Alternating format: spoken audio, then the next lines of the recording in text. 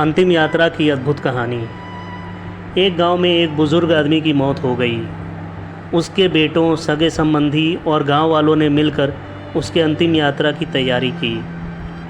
उसकी अर्थी तैयार की गई और उसे शमशान की ओर ले जाकर जाने लगे।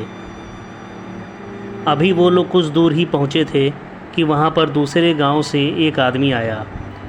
उसने उस अर्थी को लेकर जा रहे 4 आदमियों में से एक का पैर पकड़ लिया और सबसे कहने लगा कि ये आदमी जो मर चुका है उसने मुझसे 20 लाख रुपए उधार लिए थे और जब तक मुझे पैसे वापस नहीं मिल जाते मैं अर्थी को आगे जाने नहीं दूंगा। मृत व्यक्ति के बेटों ने उस आदमी से कहा कि पिताजी ने कभी इस कर्ज के बारे में हमसे जिक्र नहीं किया, इसीलिए हम तो यह कर्ज़ा नहीं देने वाले। जब बेटों ने मना कर दिया तो उस मृत व्यक्ति के भाइयों ने भी कहा कि जब बेटे ही ने मना कर दिया तो हम भी इस कर्ज की जिम्मेदारी नहीं लेने वाले हैं। शमशान यात्रा में कोई भी आदमी पैसे देने के लिए राज़ी नहीं हुआ।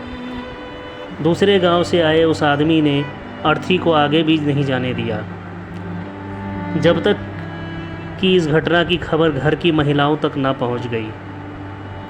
मरे हुए आदमी को एक बेटी थी।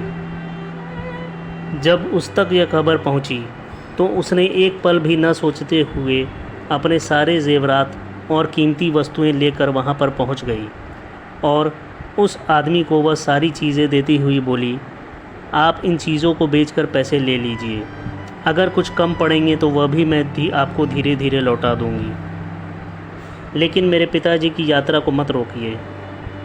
इस घटना को देखकर सारे गांव वाले दंग थे।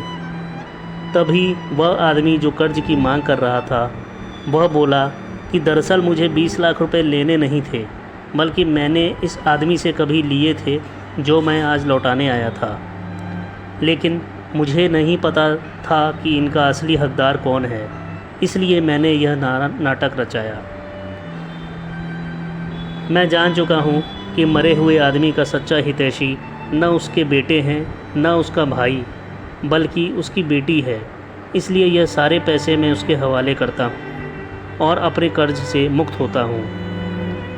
थोड़ी ही देर में जो घटना घटित हो चुकी थी उससे बेटों के, भाइयों के और बाकी रिश्तेदारों के सर शर्म से झुक गए। इसीलिए हमेशा दुआ करना कि हर किसी को एक बेटी ज़रूर हो, क्योंकि बाकी सब तो माता पिता की दौलत को अपना समझते हैं, लेकिन बेटियां माँ बाप को ही अपना दौलत समझती हैं। दोस्तों, उम्मीद है कहानी आपको पसंद आई होगी। कृपया लाइक करें, शेयर करें और साथ ही साथ हमारे चैनल को सब्सक्राइब करें। धन्यवाद।